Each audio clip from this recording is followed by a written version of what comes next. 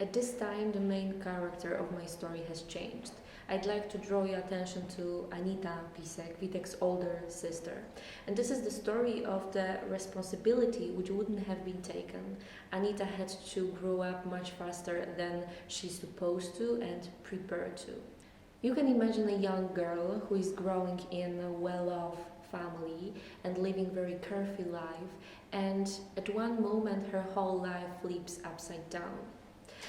Anita had to not only to deal with the adults' problems, she had to deal with these problems under the pressure of the war, exile and diseases. Anita took care of her younger brother Witek, especially from the moment of Karol's missing. She began being his guard already in Krasnovodsk harbor, where it turned out that they got lost among 2,000 foreign citizens on the ship. Irena, Anita, Witek and disabled Józefa managed to get to Persia, and they settled down in Tehran with some group of refugees you can see on this documentary.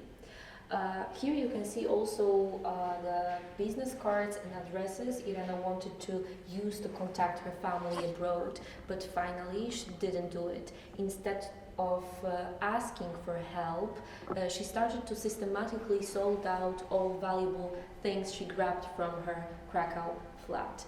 And there is one valuable evidence left after this exile. I mean, these silver spoons, they were carried through 12,000 kilometers.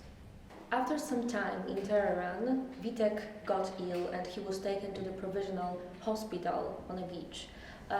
It was the tropical measles, so the illness developed very fast. In the meanwhile, Józefa also got sick and she was taken to the hospital as well. And it meant that Anita stayed alone in a civilian camp in Tehran, and she had to take off herself to survive.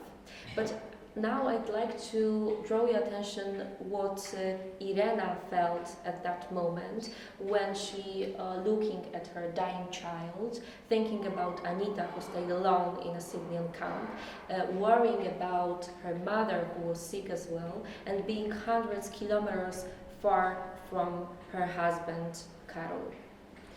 Witek brushed with death, but finally he got recovered under Irena's care in the hospital.